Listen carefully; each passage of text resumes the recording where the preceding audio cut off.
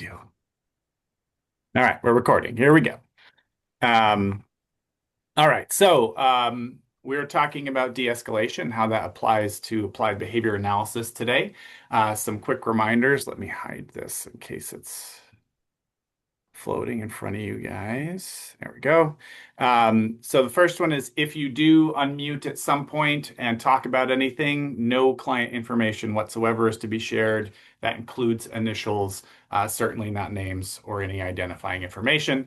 You must complete the post test in order to receive credit for this training, and that will get mailed to Gina. Will take the attendance who's here currently. If you're taking this kind of after the fact, you must email Ashley for the post test. Make sure that as we're talking through this, the training is not valuable if you just kind of listen to it and enjoy it. It's only valuable if you apply it to your clients and your cases and the work that we do so that you're actually utilizing the information. So as we go through, think about how does this apply to the kids I currently work with, that I've worked with in the past, that I might work with in the future. And just a reminder that we are recording, so please make sure that you are on mute. There's not a lot of activities or questions in this one, so probably won't need to do that. All right, so the first thing we need to establish is that energy is transferable. So there's some science to this. We've got mirror neurons in our brains that make us want to mirror what's going on in people around us. But we don't really need to know that part of the brain science. What we do need to know is that if you are upset, sad, yelling, frustrated, excited, the child you're working with, but the people around you will be more likely to show those signs of emotion in their own kind of countenance. And also to remember that if they are upset, sad, yelling, frustrated, excited, etc., that we are more likely to mirror those emotions and behaviors and actions. So if you think about, when someone's yelling in your face, right? Your brain is kind of programmed to want to yell back. So we really kind of villainize that sort of behavior in other people. How could you have yelled at that kid? How could you have yelled at that person? How could you have pushed that person? Hopefully you're not pushing the kids because otherwise you'd be fired. But, your brain does have this kind of trigger reaction to you pushed me, I push you. You yelled at me, I yell at you. It's ingrained in what we do. So it doesn't make you a bad person unless you choose to act on that, in which case, again, I wouldn't say you're a bad person, but you are in trouble, and because you've made a bad choice. So we need to be constantly kind of aware of this both ways, that I can bring people down by being, really sad around them. Okay. I can raise people's excitement by being around them. If I'm really excited about, oh my gosh, let me tell you guys about this Dungeons and Dragons game I played the other day. You might not care about it, but if my excitement is high, it's more likely that your excitement will be high too. And same thing if, a kid is screaming in your face, you have to be very mindful of the fact that you are kind of programmed to respond in kind. So we always have to be constantly vigilant of that so that we aren't doing things that could put the kids in jeopardy, either, physically, of course, but also like saying things that you wouldn't normally say. We have to be really careful about that. So I like to kind of start with that. And the next thing that kind of, really directly kind of feeds from that last part is that, again, like we really, make the people who make terrible choices out to be cruel monsters, right? But what I want you to recognize is that we all have kind of these kind of, triggered reactions in our genetic makeup, that make us want to strike back. Okay, so these things are natural responses. Okay, so they're not acceptable as far as professional behavior goes, but they are natural. So being angry, resenting the kids for not making progress or for breaking something you brought or for wrecking your classroom, or tearing your clothes or breaking your glasses, that's a natural response. Like you might feel like, oh my gosh, what's wrong with me? Why would I be mad at a little autistic child? Well, because they broke your thing, or they didn't respond to your intervention, or they're not happy when you arrive, or they always tell you to go away, right? Those things are really hard to deal with, and that's natural. That's not weird. That's not wrong. That's not bad.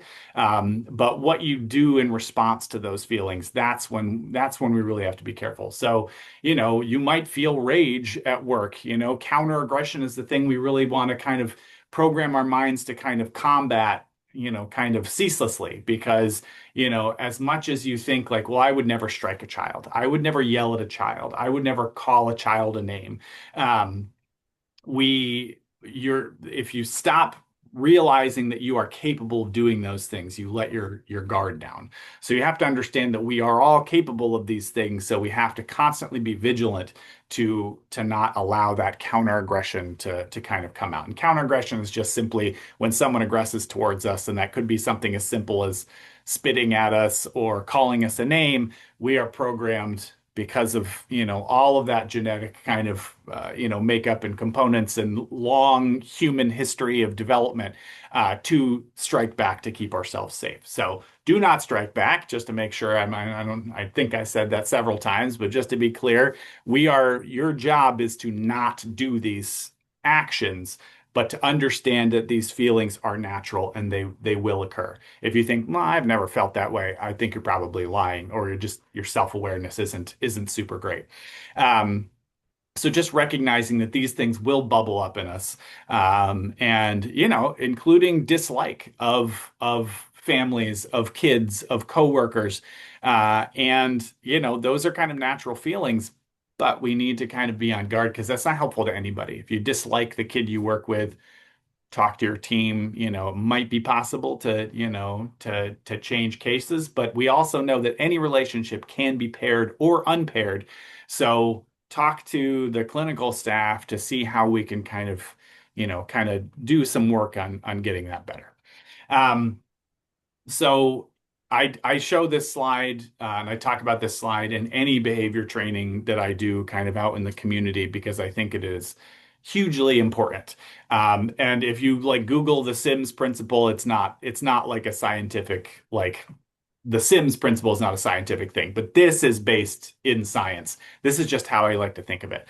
So there is a video game. You don't need to have played it to understand this, but basically in the video game, you have these people that you are kind of like, managing. So like you're not really completely controlling them, but like you're giving them access to things, a house and food and jobs and relationships and things like that.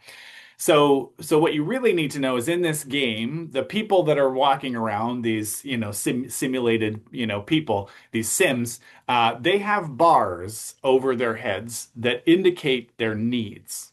Okay.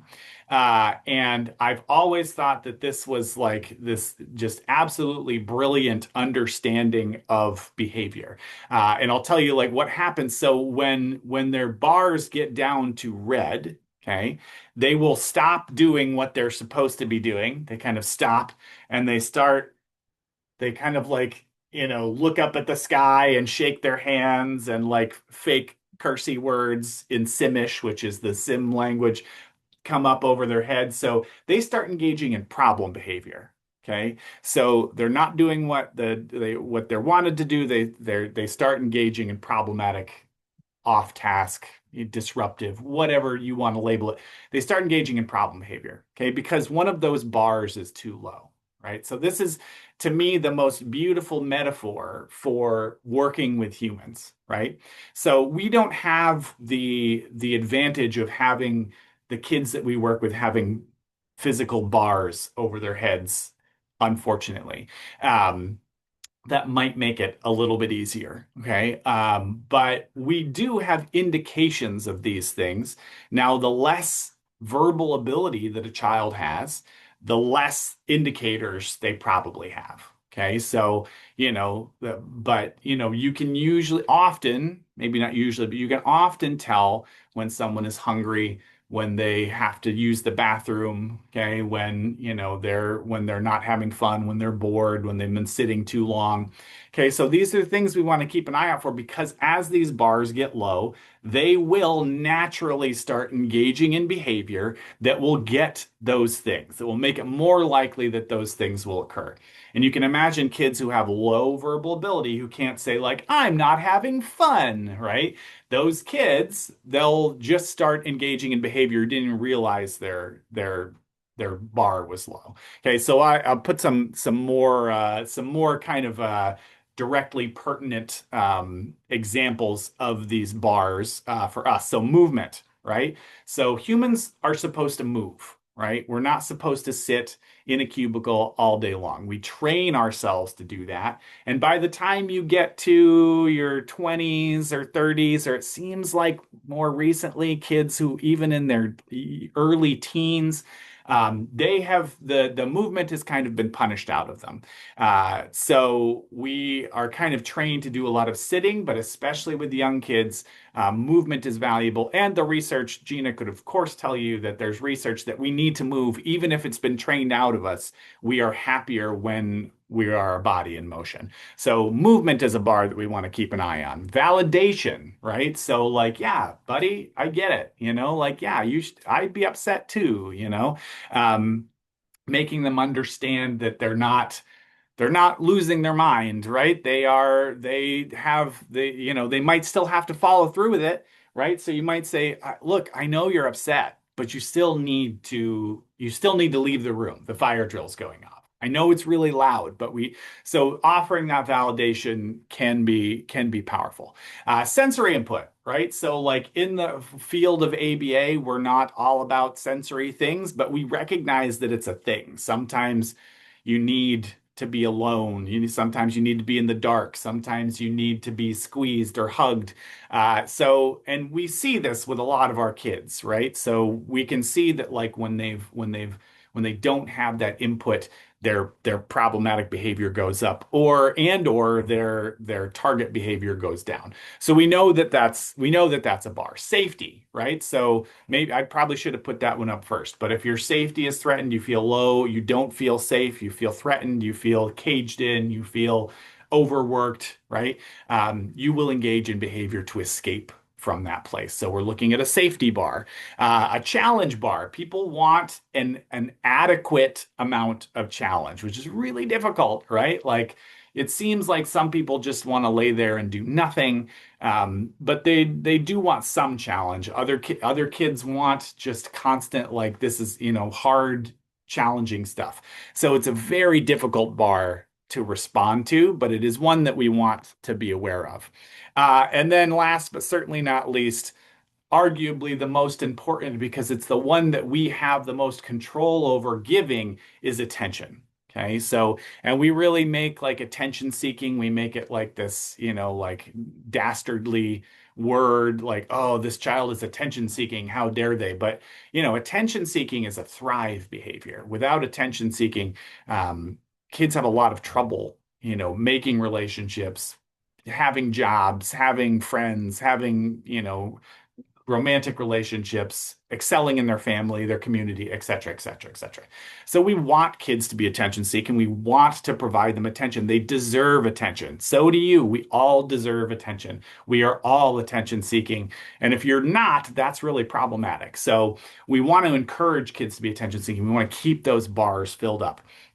And really like the take home message for this, there's two. One is just to realize that these are very clear things that we have to keep in mind. Like, uh-oh, this kid hasn't moved in a while. I need to make sure that they move, right? So that's my first timer. So in 1 second after I finish this slide, I will give you your first code word. So being just aware that people have these bars, that we have to really pay close attention to that. And then also that we need to preemptively keep them filled up because if they get low, they will engage in behavior to get the thing. Okay. Now, if they're, not in our care, they're well-adjusted, they're doing fine, they're doing great, they're in, normal schooling, they might be able to say, like, hey, like I could really use a break, or oh, I have to use the bathroom real quick, or like, this isn't really challenging for me. Could I have a harder worksheet, right? Something along those lines. But most of the kids in our care cannot do that, right? And also, let's recognize that a lot of the caregivers will respond with like, nope, this is what you've got, do it, right? Sometimes we do that, right? So we don't want to, but sometimes we find ourselves doing that. But parents might say that, teachers might say that, like, I don't have time to give you a more challenging thing to do. Just do what you have, right? So we do a lot of that leaning on. So as staff, we need to be aware and kind of follow that and make sure those buckets are filled up, because if they're not filled up, you end up with escalation and ultimately crisis, which is really what, the focus of this is. But I wanted to start with this so that we know where these things come from. Kids don't just, go into crisis out of the blue, which is our, most hated saying. But it comes from somewhere, and often it is their needs are not being met. All right. So, code word. So your first code word, you're going to get four numbers today, and each of them is going to have some sort of meaning. So your first number is six. So write down the number six. That was my favorite number as a child, was the number six. I don't know why, but it was. So, and I still like that number. But so your first code word is a number, and it is the number six. All right, so the next thing we want to look at is what normally happens in most interactions when there's problem behavior, crisis behavior, escalation behavior kind of in play. How do we usually intervene outside of the ideal? Okay, so we start at the top, we hope for the best, right? We come into a situation, we're driving to work, we're driving to the daycare, we're coming downstairs to our children who've woken up, and we say, boy, oh boy, I hope they're good today. I hope things go well today. I really hope that they're in a good mood. I hope they got sleep. I hope, right? So we remove our power from the equation, right? So we let go of any kind of agency that we have in this situation. We take ourselves out of the equation. We just become a viewer of the equation. And hopefully you can see why that's problematic, right? Because we are behavior interventionists. We are behaviorists, right? So we have committed to the idea that we can influence behavior. But if we head into situations just hoping for the best, we've taken ourselves out of that equation. We've stepped out of the basketball court. We're just letting it bounce around. Okay, so the next thing we do is something happens and we react in the moment. And maybe we react fantastically. Maybe we do a fantastic job. We really, we might even effectively intervene and decrease the likelihood that kid escalates. We might bring them down in the moment. We might be really good at reacting. Okay. But we might also be really terrible at it, and a lot of people are. Most people are really terrible in the moment. They do the wrong thing, say the wrong thing, push too hard, etc., etc.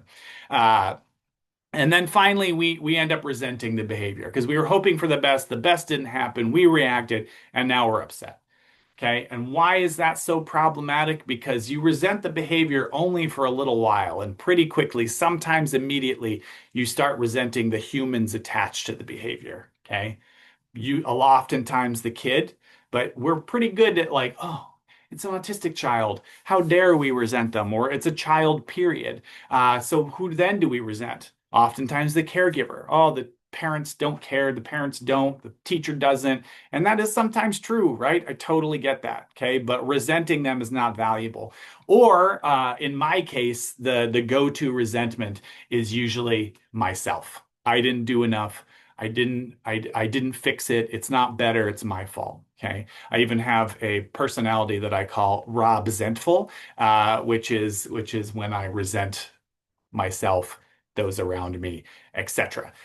So we want to avoid this because then we just go back to hoping for the best. We didn't learn from our mistakes. We just say, I hope tomorrow is better. right?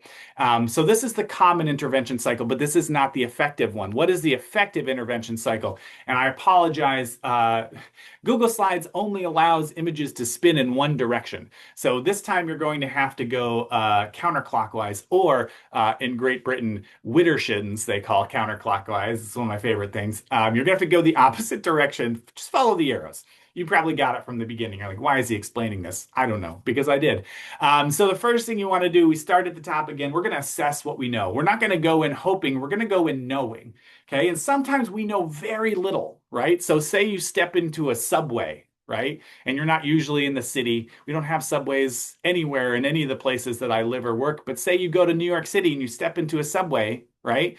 And someone near you starts screaming loudly, right? In your direction. You can tell they're screaming at you.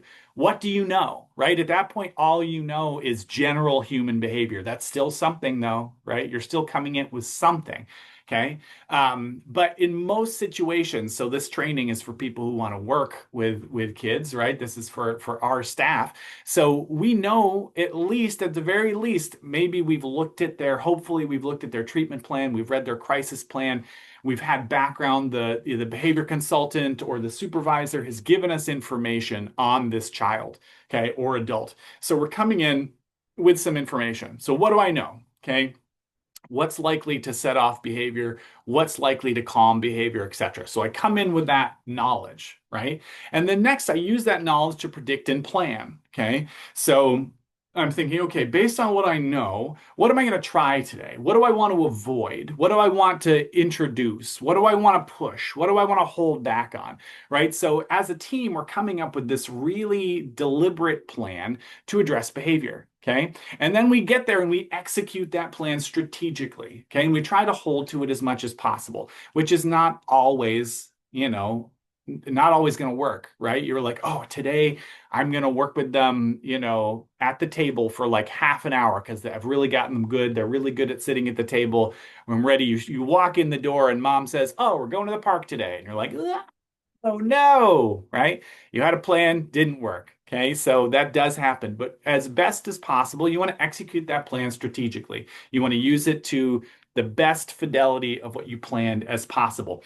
But no matter how good we assess and predict and plan and execute that plan, we're still going to have to react in the moment. No matter how well you've planned, there's still going to be stuff that happens that you didn't directly plan for. Or like, okay, one of these three things could happen, or one of these 8 or 20 or 50 things could happen. And they might do one of those things, and you do have to react to that in the moment with, hopefully, something that's at least slightly planned. Oh, that's right. Gina said when this happens, I should try to pay as little attention as possible until they change the behavior, and then I swoop back in with high quality attention.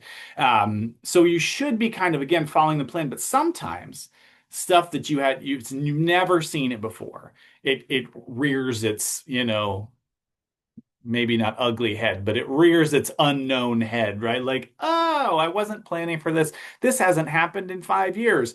I've never seen this at all. So we're still reacting, okay? But when we react afterwards, now we know, right? We've learned something new. Okay, we know, okay, this is something that could happen. This is what happened when I used this. And we assess what we know now. We know more, okay? And we predict and plan something else new. And this could be literally like 2 minutes in your car after your session where you're like, okay, let me think about what happened today.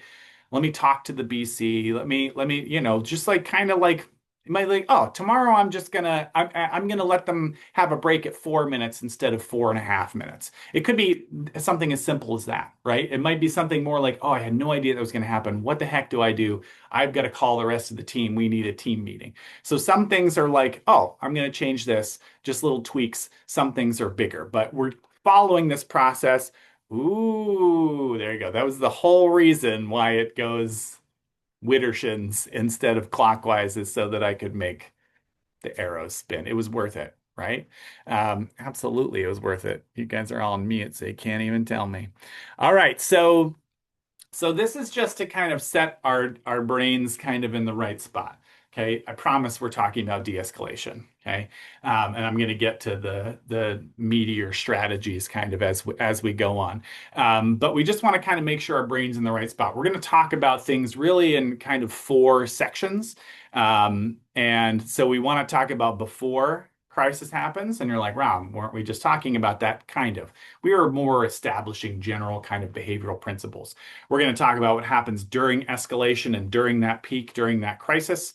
Okay, we're going to talk about after, what you do like after they've kind of come down. And we're going to talk about stuff you can do long term, kind of all throughout it, but especially in the first and last section. Okay, so before we dive into those sections, I do want to point out that any client we're working with has a crisis plan, a detailed crisis plan. Okay. And it's broken up into these sections. And we are working on kind of updating our, and I say we, but I really mean Gina is doing a fantastic job of kind of updating this. But any kid, whether they're at KidsPeace or elsewhere, will have one of these crisis plans. Okay. And the crisis plans do a few things. They define what a crisis looks like. Okay. So I know what to expect. And sometimes that's hard with kids. Sometimes they don't really have these like high volume, dangerous behaviors. They might just be isolating or not speaking at all. They might normally talk, but now they're not. They might just kind of like hide under a blanket for half an hour, or 10 minutes, or whatever it might be. But a lot of our kids do have some more severe things: head banging, hitting, screaming, biting, pinching, running out of the room, running into the road, climbing and jumping. So it defines, okay, what does a crisis look like? Okay. And what leads to it? What are the steps? What are the precursors that kind of lead up to an actual crisis? Um, and then it gives you detailed instructions on how to prevent the crisis, so how to intervene so it never happens, and then also how to deal with it when it happens. Okay, so when there is crisis, what do I do? What are things that calm them down? What are things that I can do? What are things that mom can do? And we usually have them split up by location. So at home, try this. At school, try this. Are they perfect? No, they never could possibly have plans for anything that could possibly happen. Are they helpful? Absolutely. Okay, they give you a starting place, and we're constantly giving our clinicians feedback on how to make them more specific so that anyone walking in could say, oh, if they get upset, bring out the Elmo book. Pull up this video on the iPad, grab this toy, hug them in this way, say this thing. So they're very specific so that you don't have to know the kid to help calm them down. That's the idea. Still hard, right? Still tricky. Otherwise, we wouldn't need an hour and a half training on how to do this. And they also give considerations for seeking outside assistance. When should you call 911? When should you call crisis?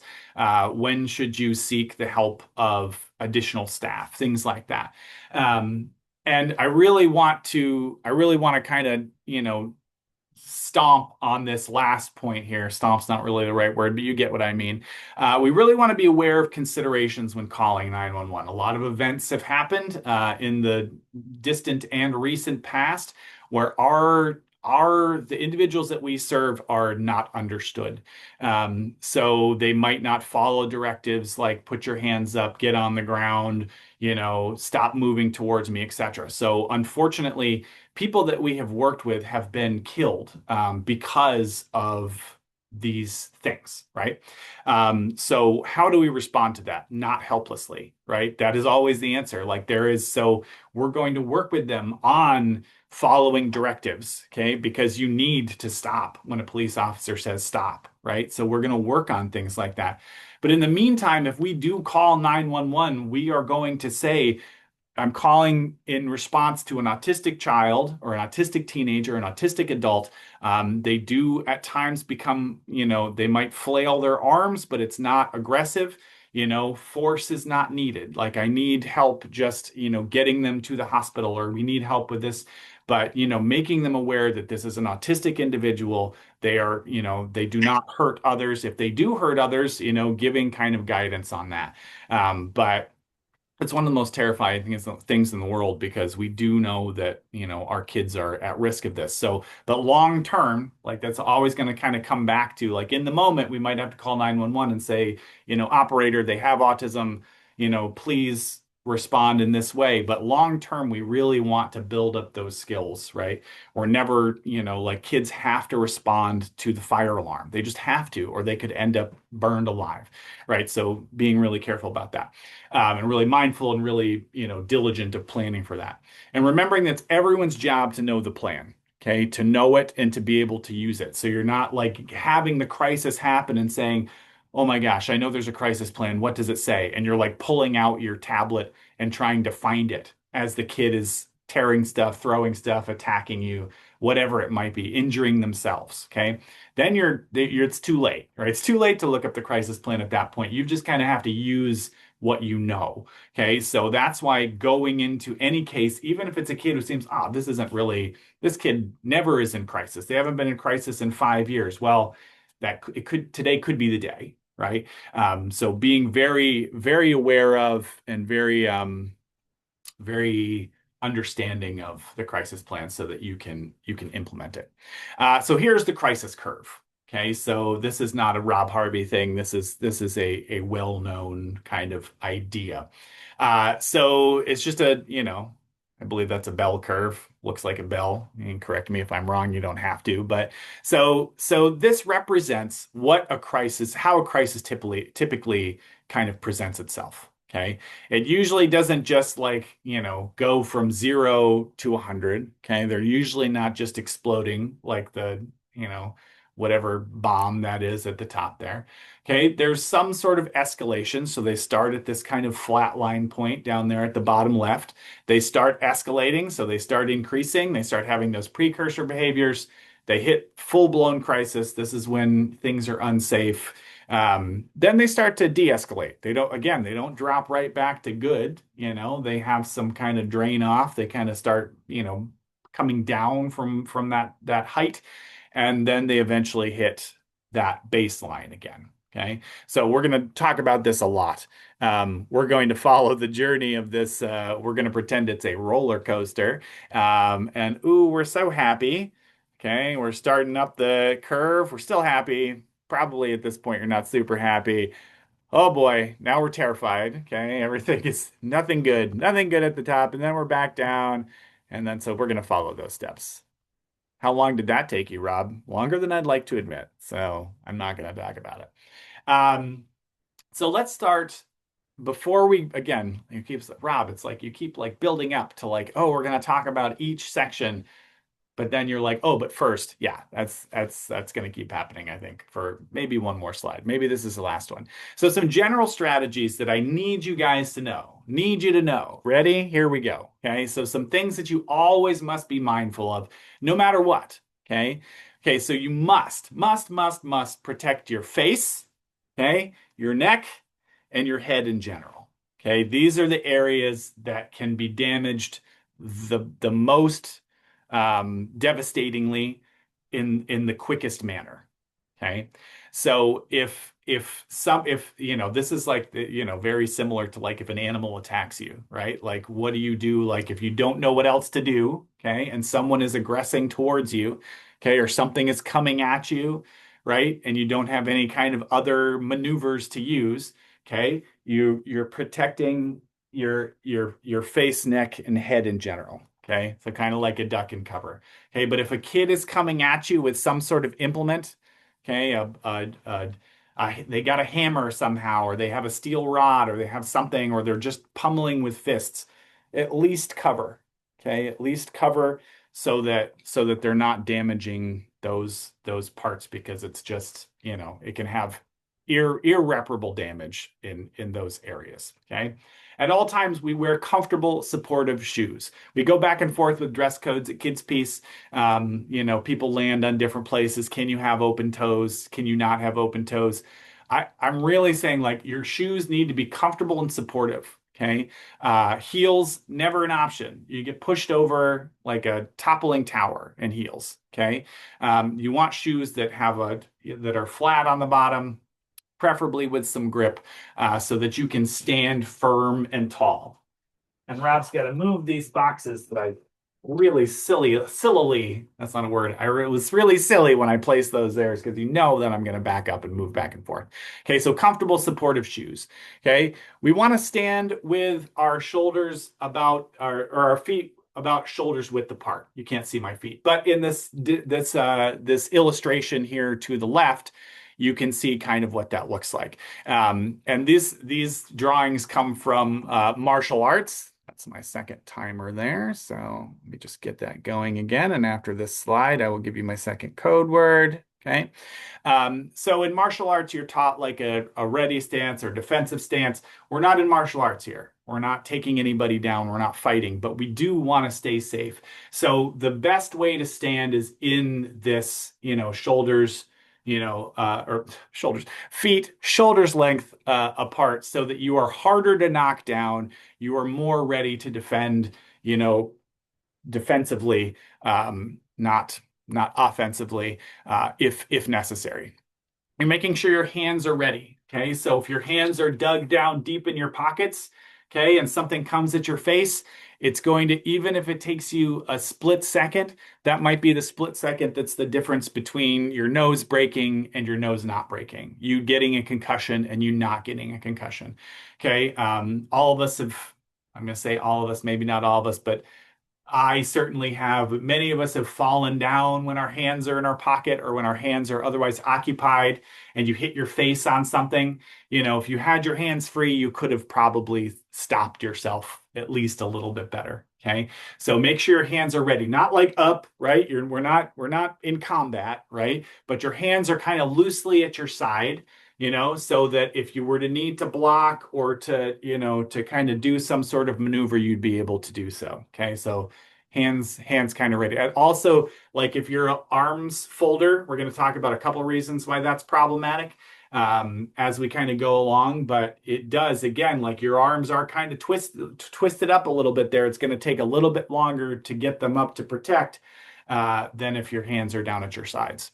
Never ignore a child completely. Okay, so if you're using planned ignoring, that doesn't mean you turn your back to them and you completely zone them out. Okay, because that's when you can get hit in the back of the head. That's when they can hurt somebody else, hurt themselves, etc. We never ignore the child completely. We always keep them in visual field. Okay, well, what about when I'm in the bathroom? Yeah, you can listen for them in the bathroom, but hopefully there's somebody else, especially if they are escalated or a danger to themselves or others, who can, the caregiver should always be there. If you're at a group services program, somebody else should be there so that you're not just leaving them alone. Use direct language. Okay, so we run into problems a lot with this where we say like, hey, can you sit down for me, buddy? If they say no, you've offered them a choice, right? So I guess then they don't need to sit down. Okay, or you need to say, okay, well, actually, I need you to sit down, so please sit down.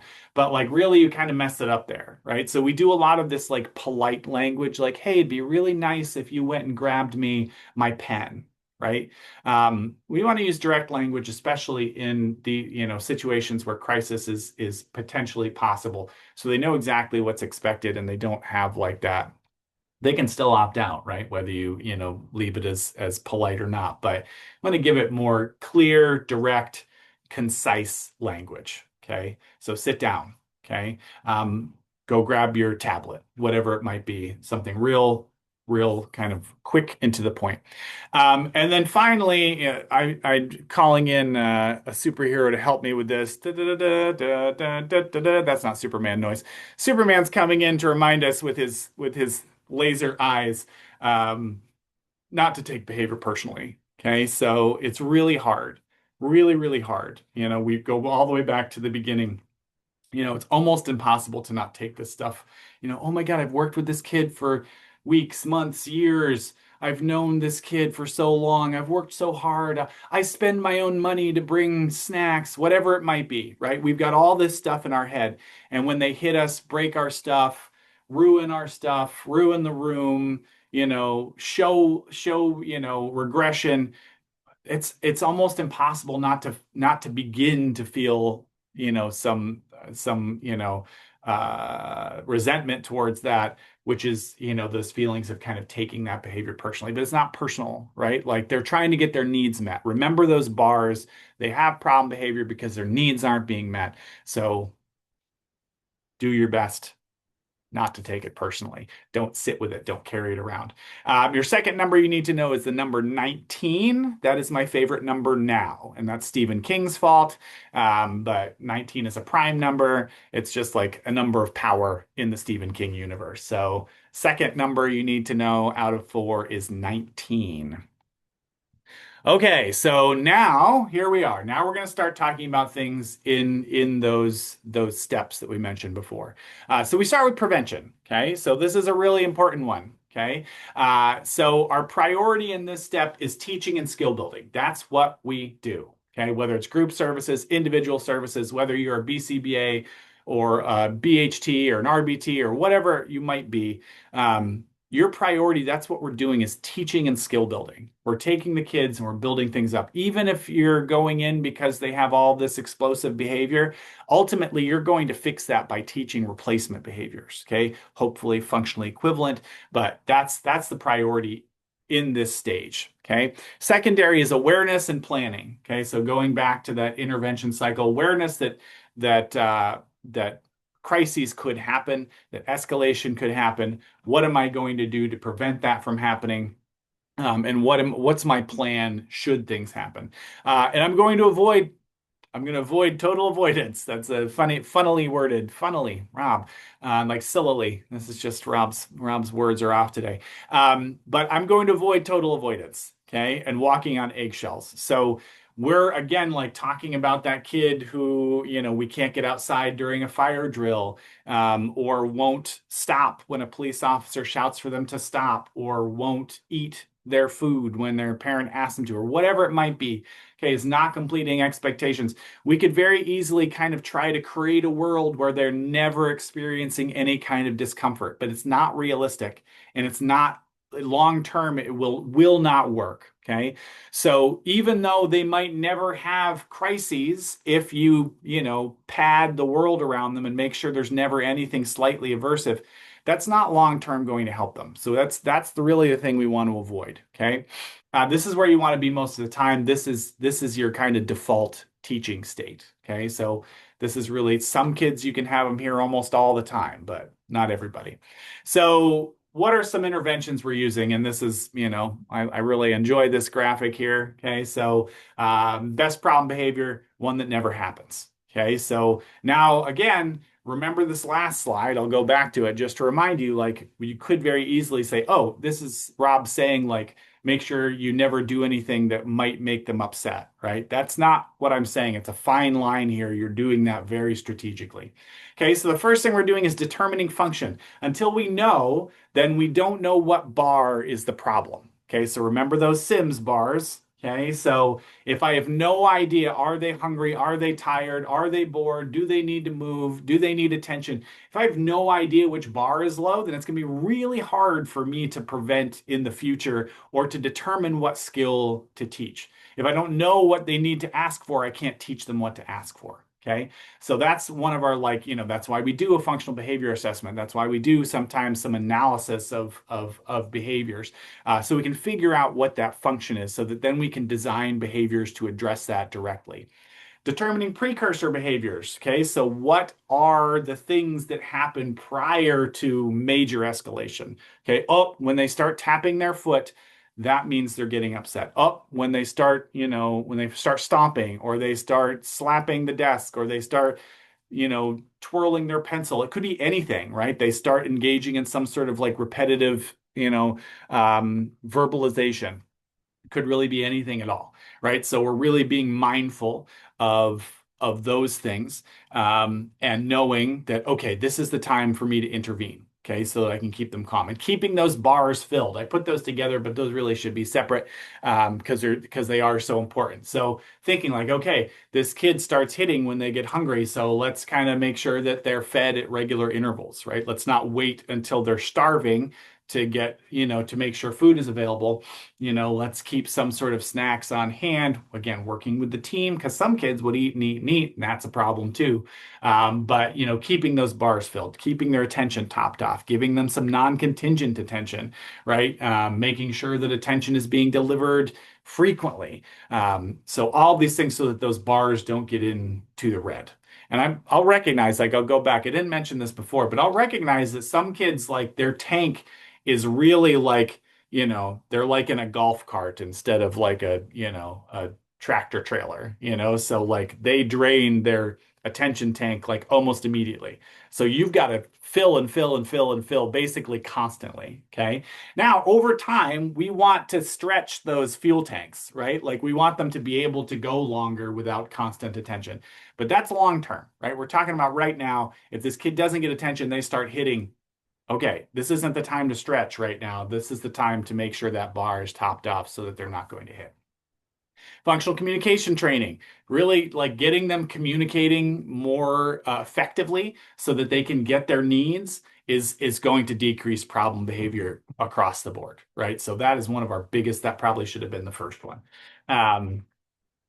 No potential spam. Rob, why isn't your phone silenced?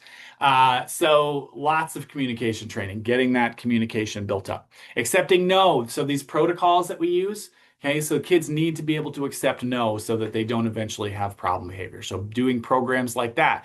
Other tolerance training along those lines of being able to tolerate, being given a demand, having the demand kind of be hard, dealing with aversive kind of situations, accepting no, talked about that. Wait protocol, so being able to wait, walk with me, take my hand, let's walk across the street, take my hand, let's walk through the mall. So these are all protocols that you should be able to get from your team or from us or from the internet has them too. They're not ones that we made up. Practicing coping skills outside of stressful situations. Okay. So that's why in meditation, they call it your meditation practice. Okay. So if you're doing meditation only when you're upset, then it will never work. Okay. You need to do meditation all the time, just like these things, the deep breathing, the squeezing a stress ball. They need to really have practiced these multiple times outside of stressful situations so that when they do hit the stressful situation, their brain already knows the pathway to feeling better. Okay. So practicing those things heavily outside so they have it kind of as part of their already defined and practiced repertoire. And this is where we do all of our curriculums, right? This is where we do our teaching. This is where we do our PFA SBT. This is where we do PEAK and VB MAP and, manding trials and, tacting and all that kind of stuff that we do, activities where we're, building their repertoire. This is because we're in that state where we can teach them, rolling up my sleeves. That's what I'm doing here. That's really where that focus is in this place. Okay, during this kind of non-crisis baseline, place where they are not escalated. Okay. All right, so let's move up the roller coaster. Okay, so we notice that they're starting to show some agitation, some precursor behaviors, some behaviors that classically have led to crisis, that classically have showed that they are not getting a need met, and that have some potential danger to them. Okay, so what are we going to do when they start to escalate? Okay, so our priority here flips to safety. Okay, our priority is always kind of safety, but we don't have to think about it so much when they're in that like okay baseline, maybe happy, relaxed, engaged, or maybe like challenged but engaged. Whatever that baseline is where there's no escalation. But now our priority shifts to safety. Okay, that's really okay. So they're escalating. We got to keep them safe here and ourselves and everyone else. Okay, secondary is employing our skills to prevent a crisis. They're kind of hand in hand, right? That's what keeps us safe. But we really want to intervene so that we don't get to that crisis level. Okay, we're going to avoid pushing too hard and getting up to that atomic bomb kind of level. And this is a delicate science, my friends. Okay. Any of you who've worked with kids, like this is a time where we can sometimes encourage them through. That's kind of like one of the hallmarks of PFA SBT, is when they get upset, or when they start refusing something, you can sometimes say like, "Hey, buddy, I know this is hard, okay, but I've seen you do hard things before. Let's just finish this one up." Okay. So you can sometimes encourage them through it because ultimately, I will tell you, Gina will tell you, Julie will tell you, whoever your mentors are, like if you always remove the demand every time they start getting a little bit upset, then they're never going to stretch those muscles and become a person who can tolerate things and adapt to life. Okay. So but we don't want to push too hard because you push too hard, you're like, oh, uh-oh. Okay, I pressed the button. Now they're in crisis. And remembering that just because they start up that crisis curve doesn't mean they're going to get all the way to the top. They might have a mini curve that never hits, that kind of crisis level. Okay, so I would say most of the time, the vast majority of the time, when people start escalating, they don't get to that five alarm fire kind of level. Sometimes, but not all the time. Okay.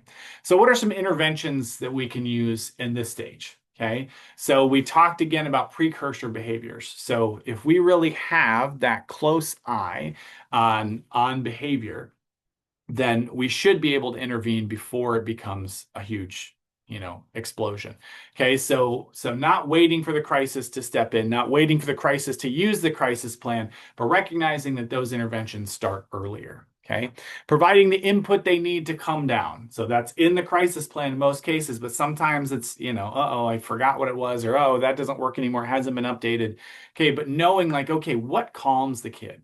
Okay, what's something, and it's not going to be the same for everybody, right? Like maybe some kids respond to like soothing classical music, right? And maybe other kids become furious when they hear soothing classical music and they start breaking things, right? So knowing your kid and providing that input, okay, this is what they seem to respond to when they're upset. Prompting of known skills. I should have underlined that. Okay. So you're not prompting something they've never practiced before. You're going back to something they practiced in a less stressful environment. Okay. Oh, let's do the deep breathing. Okay. Let's get the fidget balls. Okay. Um, or whatever it might be that they use to calm down. So prompting those known skills.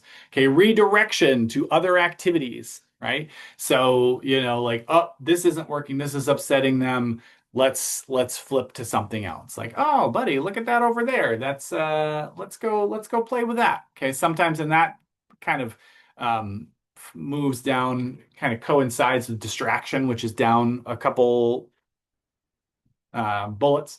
So you can kind of distract them by doing something silly or doing something funny or pulling out something that hadn't been there before. You do want to be careful with this, right? So if every time they engage in some escalation, that's when the cooler stuff comes out, the better stuff comes out, you could very quickly train their brain that they get cooler stuff when they escalate, right? So just something we need to be mindful of and careful about. Um, Redirection to other activities, lessening of demands, right? So this is something you have to kind of decide in the moment. Like, okay, they're getting upset.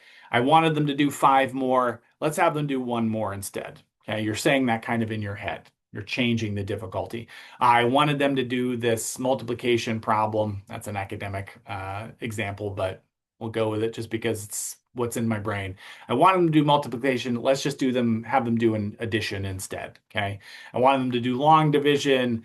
Let's just have them, do this with a calculator or whatever it might be, right? So you can reduce some difficulty because that might bring them back down. It might clear them, get them to that baseline level where you can kind of teach them. Um, Differential reinforcement. Okay. So, kind of like turning off your high value attention reinforcers for the behavior that's becoming problematic and really, focusing in on when they stop banging the table, you can immediately turn and reinforce. Okay, so they're banging, you kind of like turn away a little bit, you stop providing that high value attention, you stop, singing, or you stop doing whatever it is that kind of they enjoy. And as soon as they stop, they don't even have to do the thing you want them to do. As soon as they stop the problematic behavior, you can kind of turn back and kind of throw that back in there. Um, and there's, like that does involve some extinction there where you're like ignoring it completely. you could just kind of like turn the volume down a little bit, right? So you could continue to give them attention while they're having the problem behavior. But if the problem behavior kind of lessens, then you could increase your reinforcement level. That's a little bit trickier, but that's something you can kind of work with your teams on. Offer choices, okay? So you can say, up, should we move over to this other activity? Would you like to take a walk with me, or maybe would you like to take a walk with Miss Gina? Would you like to do this now, or would you like to do it in 2 minutes? Okay, would you like to take a 2-minute break or a 3-minute break? Just remember that all the choices need to be acceptable choices. So you're not saying like, okay, do you want to do your homework, or do you want to, do you want to make 5,500 pancakes? That's a weird example, but that's what popped into my head. You can't make 5,500 pancakes. And sometimes we're like, oh, I'll say that. Or I'll be like, oh, or do you want to like be in huge trouble and never play your iPad again? Right? We think like, oh, if I give them the option that's like ridiculous, they clearly won't pick it up. They might pick it, right? So if it's not actually enforceable or realistic, don't make it a choice. Both options should be acceptable. And then just encouragement. It's not on here, but encouraging them through some tough behavior can often be really valuable. So make sure that is kind of on your repertoire list. All right, your third number, okay, is 13. That's the number of tractors that my father owns and that live on our farm. It is too many tractors. I think even he realizes that is too many. They are all functional. They all work. We do not have 13 tractors worth of farm work, but that's how many tractors live there. All right, so now we've hit the crisis. We've hit the peak. Okay, we're up here at the top. So things are looking bad. All right, so our priority continues to be safety. Our secondary priority is ending the crisis as soon as possible. So that's really what we're focused on, is ending that crisis. Okay, and what we're going to avoid is teaching. There's no teaching during this time. Nobody's learning anything during a crisis other than we're getting information of what that looks like, but we're not teaching the kid anything. This is a very dangerous time for everybody. We're not messing around here, right? Like our mission is to get down, right? And if that means that we have to give them something and reinforce that behavior, we're going to do that, okay? Because if they end up hurt, if someone else ends up hurt, if irreparable damage is done, it's done, right? It already happened. So we're going to do whatever we have to kind of get that down. So what are we doing? We can do response blocking. Okay. So that's really just blocking what they're doing that is unsafe with some sort of typically physicality, right? You're not holding them or grabbing them, okay? But you can use your body. You can put yourself between them and the child that they're attacking. You can put your hand between their fists and your face, right? You can put your hand between the wall and their head. You can slide a cushion between their wall and the head, okay? So you're doing something to block the dangerous behavior that they're engaging in. Okay. This, as I'm sure you're aware of, this can be dangerous, right? So like I will always put myself between two fighting kids with the complete understanding that I might get pummeled, right? That I have been hit, right, in the past. But 100 times out of 100, I would rather I get hit than one of these kids that's also in our care or another kid in their classroom. I would have to decide if it's a teacher, am I going to block the teacher? I don't know. Maybe, right?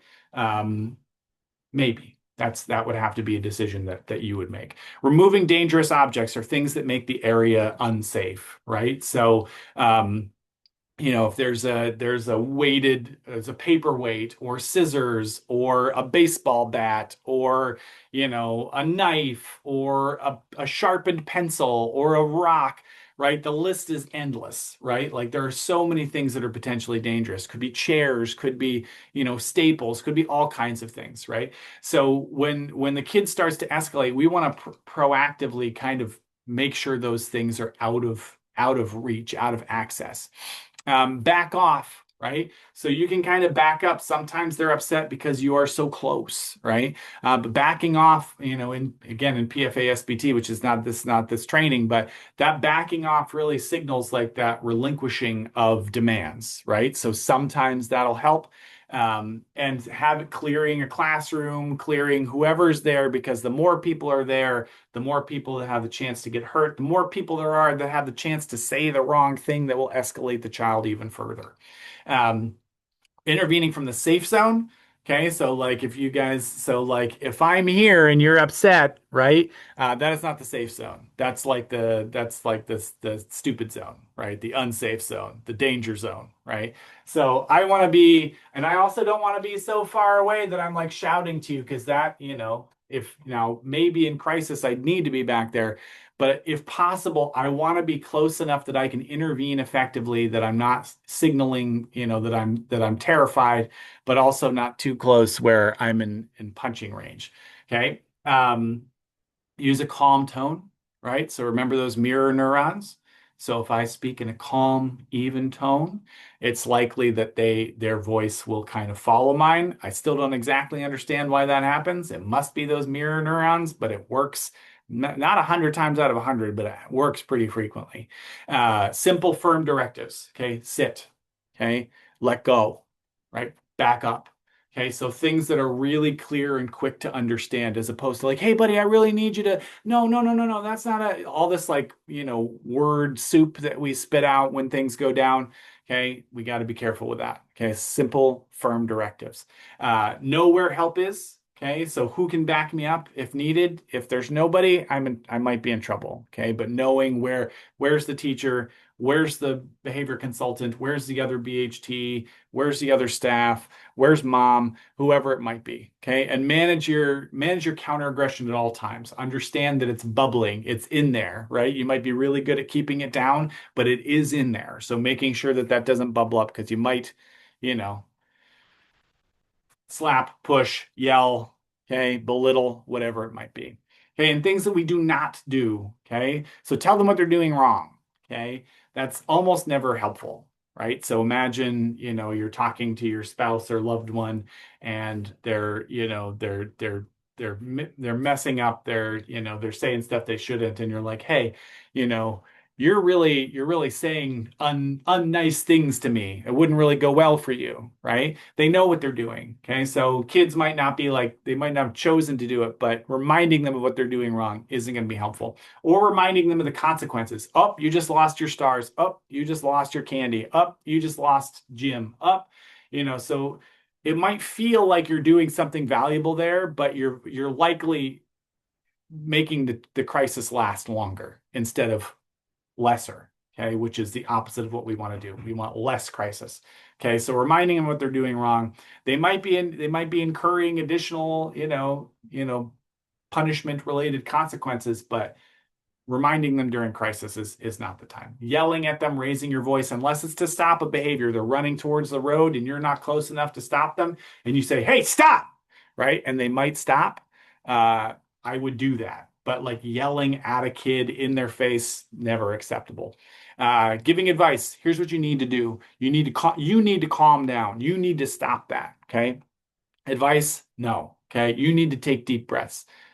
The you need part makes it really dirty. Okay. Wrong, bad. So don't put the you need in there. You can give them those simple directives, but don't give them advice. Don't try to teach new skills. Don't cut off their exit, right? Don't hem them in, right? If they can't move anywhere and they hit you, you kind of were asking for that. Okay. Don't get in their face. If you get in their face and they hit you, do you know whose fault that is? Your fault every time. Okay. So do not get in their face because they are escalated, right? They are likely to aggress. And don't correct every behavior. They're swearing, they're saying not nice stuff. They were just like wrecking the room and now they're like spitting a little bit on the floor. Let them spit, right? We have to ignore that lower level behavior because otherwise you're just going to keep bouncing back up into crisis. Okay. Sometimes you have to ignore that stuff, and that's hard. All right, so let's move into de-escalation. Okay, so they're starting to you were effective in your calming strategies. You backed off, you did some response blocking, you didn't correct every little thing, and now they're starting to calm down. Well, what do we do now? Okay, so our priority continues to be safety. Okay. Second one is to employ their known coping skills to help them continue to calm down, to get them back to where you want them to be, where you need them to be. And what we're definitely avoiding, absolutely avoiding, is sending them back to crisis. You'd be like, well, Rob, that's obvious. I see people do it all the time, right? And we're going to talk about ways to avoid that, right? So it's an important time where many people send them back into crisis by getting them working too fast, re-engaging expectations, reprimanding them, telling them how much they messed up, right? So doing things to remind them of why they were upset in the first place is not going to play into your favor. It's just going to make it worse. We don't want to make it worse. We want to make it better. Okay, so some interventions we're using. So if you've taught them to do deep breaths, okay, you've taught them to, squeeze, squishy balls, right? Or to, pop it or whatever it might be, to, stretch, do some yoga, whatever it might be. Okay. This is where you prompt those things. Okay. Oh, let's try smelling the flowers, and blowing out the candles is the one that I always do, but blowing the pinwheel is pretty good too. Okay. And if you have a flower and a candle or a pinwheel, that works really nicely too. But if you don't, most of our kids can imagine, but you do it with them, right? You smell the flowers, blow out the candle. Smell the flowers, blow out the candle, right? So, often just doing that will get the kid to kind of do it along with you, especially if you've practiced it before outside of that escalation time. Wait to introduce demands. Okay. This is like we've made a mistake here, right? Like we don't want the kids to ever to go into crisis. We let that happen, not on purpose, right? Like we didn't do it on purpose, but it happened. So we're not back at teaching yet.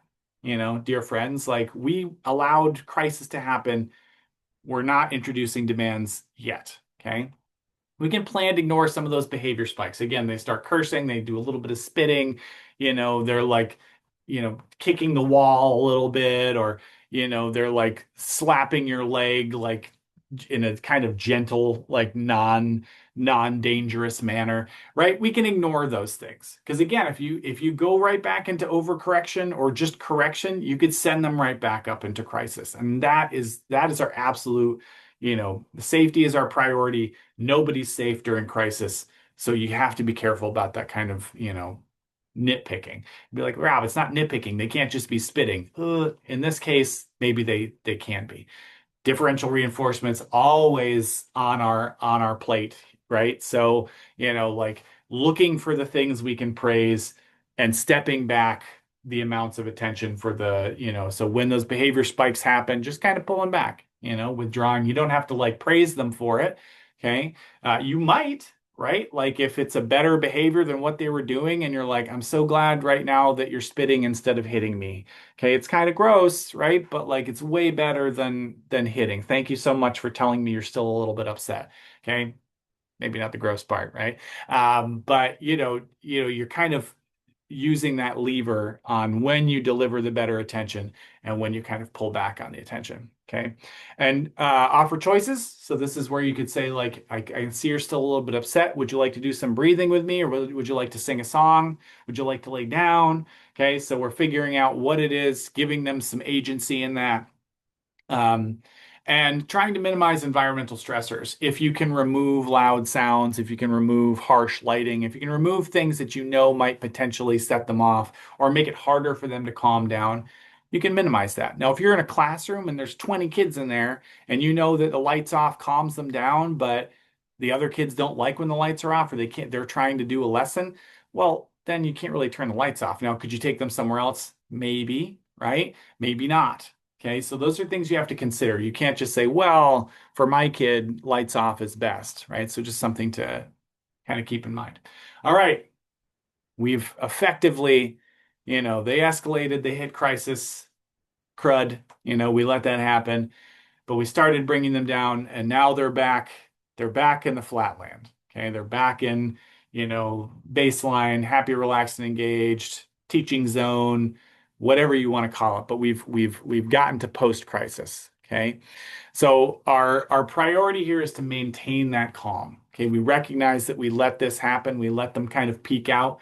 Okay. So, we really want to get them back to their schedule. That's our secondary goal, but that safety and maintaining calm is really our priority, okay? Because we don't want to shoot right back up. They're still charged, right? They're not like completely okay. They just went through all that. They might be tired, like this guy here doing his yawn, okay? We want to really avoid that punishing later thing of, oh, you really messed up, so you have to, say sorry to everyone. You have to clean up everything you broke. You have to fix this toy. You have to do extra work. We have to be really careful about that. Okay, so I'm not going to say never do it, right? Do we never have kids clean up? No, we that's a skill that kids need to have. But like it's really something that your crisis plan should emphasize. Like if during crisis they wreck everything, do they have to clean up everything or do they clean up a little bit? And caregivers might give some pushback on this, right? They're like, they should have to clean it up. Don't should all over yourself, okay? Follow a plan, right? Because if making them clean everything up leads to crisis again, you did that. Okay. You allowed that crisis you made that crisis happen. If you knew, I have written down next to my computer, like I knew this is going to happen. We often know that something bad is going to happen if we push something. So then don't do it. Because if you let that happen, then that was on you, right? And sometimes we don't have a lot of choice in that because it's the caregiver doing it. But again, we knew. So got to be careful. So we have a tendency to hold on to this stuff, bring it back up again later, resent it, punish them extra. Does that help things? If it helped, if it meant that they never went back into crisis again, well, then maybe I'd be in favor of it. I still wouldn't love it, that holding on and resenting and making people feel really bad about stuff. Like if I thought that were super effective, then I might say, okay, I don't like it, but do it. Okay. But the reality is that it really leads nowhere fast. Okay. So what are we going to do? What's our map towards, kind of getting things better? So we're probably going to proceed in a lessened demand state. We're going to say, okay, they went into crisis, right? They broke stuff, they hurt things, they hurt themselves, they hurt other people, whatever it might be. So we're going to pull back. Usually we do about 5 demands per reinforcer. Usually we have them work for this much time. We're going to give them reinforcement more often. We're going to give them more breaks. And your brain is saying, Rob, but then you're reinforcing that crisis behavior. Yeah, a little bit, right? We did make that mistake. In the future, we need to go back to that intervention cycle, right? The one that works. And we need to say, okay, we messed up. Crisis happened. So what do we need to do differently in the future? Did we push too hard? Did we not use enough reinforcement? Did we not look at those bars? Did we not keep their attention topped off? So there is like a problem there, but yeah, we want to pull back on demands because we don't want them shooting back up. Continued coping skills. So just because they've hit the ground, we can still, again, this would be a good time to practice that because we want to, bring down that nervous system.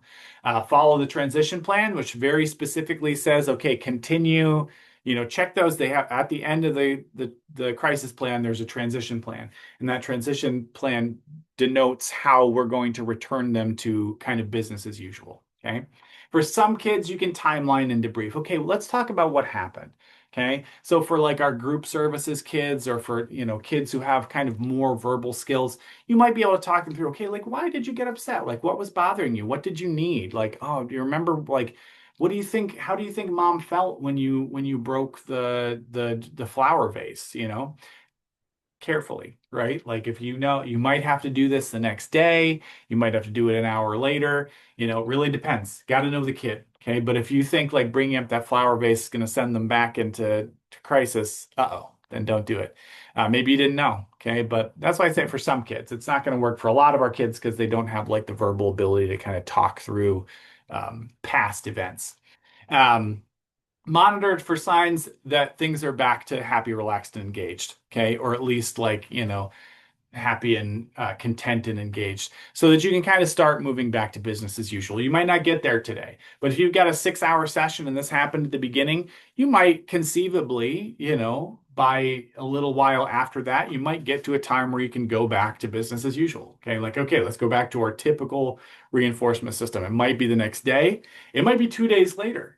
It might not even be the next time you're out there. You might still be kind of lessening demands. And your business as usual might look a little bit different. When you follow up with the team, you're like, okay, we made a mistake here. I think our demands are too high. So let's pull back on that a little bit going forward. Okay. So your business as usual might not be usual. Okay. The next day. All right, so we're getting pretty close to the end. We have 7-ish minutes. I might keep you a few minutes late because I started a little bit late. For those watching the recording, you're like, I have no idea what you're talking about. It started when I hit play. But just, trust me. If you have to go and you're watching live, well, do what you must do. I know some people have sessions, and this was a longer one. Um, all right, so some reminders. Okay. Kevin Hart slowly blinking his eyes. Okay, so I just think it's so valuable to remember this Sims idea, the Sims principle, these bars. Okay. So like it's been really a game changer for me to like visualize like, uh-oh, their hunger bars in the red. Uh-oh, their attention. Uh-oh, my whole group, because those of you who know me know that I do mostly group services when I'm working with kids. Um, uh-oh, the whole group seems antsy. They all need to move. Let's get them up. Or half of them, but they could all stand to move. Like it's not going to be, a terrible thing for the whole group to move. So I'm looking at both individual bars and an overall bar as well. And I'm monitoring my own bar. And if I have a co-therapist, I'm thinking about their bar. So like I think about this a lot, and hopefully it's helpful for you too. But if the bar idea doesn't work for you, just think about like when their needs aren't met, that's why problem behavior happens. Okay. Um, I'm going to give you the fourth code word now before, so I don't forget, because we still have a little bit to go on this one. So your fourth code word is 14. Why is it 14? That's how many, that's how many years I have been married to my wonderful wife. It's almost 15. In August it will be 15. So that's pretty wild. But 14 is your fourth and final number. That's the number of years that I have been married. So keeping those bars topped off. Remember to monitor for counter aggression, watching yourself at all times. Observing that. You guys have heard me talk about curiosity, observing your own behavior with curiosity. Like, well, what's that bringing up in me? Why do I feel like I'm a little upset? Oh, I'm noticing that my body is tense, right? Like, okay, let go, right? I'm noticing that like my hands are up, or I'm standing. We didn't really talk about this. I mentioned it before, but like I'm towering over the kid with my arms crossed, looking down at them. Like, oh boy, like I'm in a like that's like a command stance, and I don't really want to do that. I want to kind of relinquish some of that, right? Part of that smart zone of like being close enough to intervene, but not too close, is also sometimes just like relinquishing, like getting a little bit lower, or like getting down on their level. But if you get low, it's going to be harder for you to back up, and you could get hit, right? So again, being real smart about where you are and how you are. Um, and remember that all behavior is communication. A real quick story, right? So in the very beginning of my career, I was working at our Sarah Smile program, and I was coming upstairs to get something, and I walked through a door, and I saw one of my coworkers go flying backwards through the air, and I turned, and I see this very, very heavy, strong, I believe they were 12, and completely nonverbal. I saw them kind of marching forward. So they clearly had just thrown my coworker. So we kind of like response blocked, kind of got him into what was the locker room at that time. And we were in there with with him. And he was screaming, he was flailing at us. He didn't actually hit me, but pretty darn close. And at one point, he picked up an industrial-sized trash can, lifted over his head, and heaved it at us. Okay. I got out of the way, thank goodness. Okay. But that could have given me a concussion. It could have killed me, right? It could have broken my nose, could have broken multiple bones. It was like one of the big ones with like the wheels on the bottom. So I was okay, right? But eventually, mom got there. She comes through the door. He immediately turns. His entire demeanor changes. He goes from raging, like attack mode, to just crying. He runs over to mom. He holds up his arm and he points at the bee stinger that's in his arm. Okay. And that was such a formative experience for me, because, okay, there's always a bee stinger. Okay. Not literally, but figuratively. There's always something going on. All behavior communicates a need. right? And if we can look at problem behavior as communication as opposed to, oh, this is so problematic, this is so dangerous. It is problematic, it is dangerous, but remembering that that tells us there was an unmet need, that can help us kind of flip our script and kind of approach it differently in the future. So remember, there's always something going on. These are things really quickly that we're teaching long term so that we can have less crises, so that we can have less escalations. And so these are things we're thinking about teaching. So tolerance training, whether that's through practical functional assessment and skills-based training, or whether that's just through, exposure to, things that, currently make them uncomfortable, using kind of that graduated exposure therapy, right? Which is an ABA kind of principle. It's been used by other sciences, but kind of building up that tolerance over time is really, really valuable. Teaching them to identify internal states. I don't feel well. I'm tired. I'm hungry. My arm hurts, right? Really hard to teach. Okay, but over time, if you can teach those things, you can avoid some of these crisis, pre-crisis, etc. Accepting no, got to be able to do it, right? If they can accept no, if they can wait, if they can tolerate things, they're going to be a lot better off. Manding for removal. So saying, please don't do that. Please stop. Please back up. I'm putting pleases in there. They don't even need those, right? Stop, back up. Not now. No, right? Those things should almost be like, a lot of babies, their first word is no, and that's really obnoxious to parents a lot of the times, but that is like a self-advocacy thing. It's really important. And then just communication overall, right? Like we got to teach communication. And like none of us are ever done improving communication skills. So in the autism population, regardless of their vocal verbal ability, they still have social communication that they need to improve, because as you get more and more upset, you drop down levels of what you're able to do. Um, so really beefing up that communication, making it robust so that they can communicate. Techniques only to be used when absolutely necessary. Okay, so these are things that we formally do not do at KidsPeace, or probably in many agencies unless they have specific approaches. But when safety is at risk, then kind of all bets go out the window. But just understand that you will not only have to explain why you did these things to me, to your supervisor, to your supervisor's supervisor, but also to possibly the police, to parents, to insurance companies, to the state, et cetera, et cetera. Okay. So restraint is anything that restricts a child or person's movement. Okay, so a bear hug, holding them, grabbing them, tackling them, anything that keeps them from moving. Okay, those are things we do not do unless safety dictates that we must. Right. So an example of that is a kid is running towards a busy street, and if they get into that street, they're most likely going to get hit by a car. I will tackle, grab, pull down, whatever I have, bear hug that kid to keep them from dying, right? And I will, if you explain that's why you did it, I'm pretty sure that any of those people talking to you are going to understand. You're gonna have to fill out a lot of paperwork, okay? But keeping the kid alive is always defensible, right? And then seclusion is illegal in Pennsylvania and most states, but that's just containing them in a place where there's nobody else, right? So closing them in a closet, okay? Closing them in their room and holding the door or locking the door. Okay, and it's illegal in care facilities, not necessarily if you're like, oh, I know parents that do this.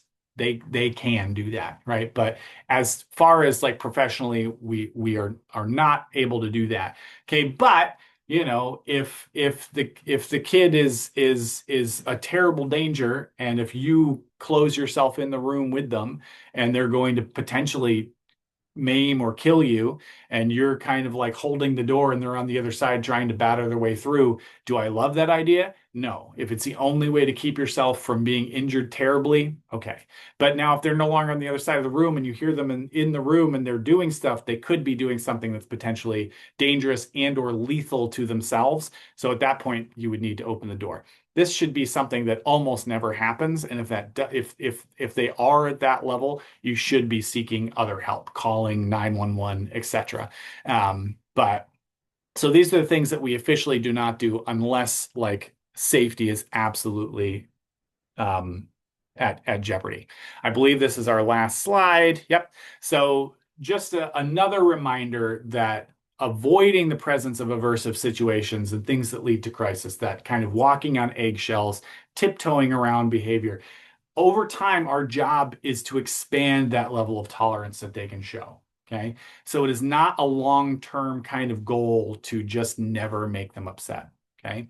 Um, and you can use things such as Mary Poppins did, a spoonful of sugar, right? So like we can use things like reinforcement, differential reinforcement, graduated exposure, presenting it when they're in a low state, right? So when they're not heightened, you know, put the picture of the dog near them, have them watch a video of a dog, have them look at a dog through a window if dog is what they're afraid of.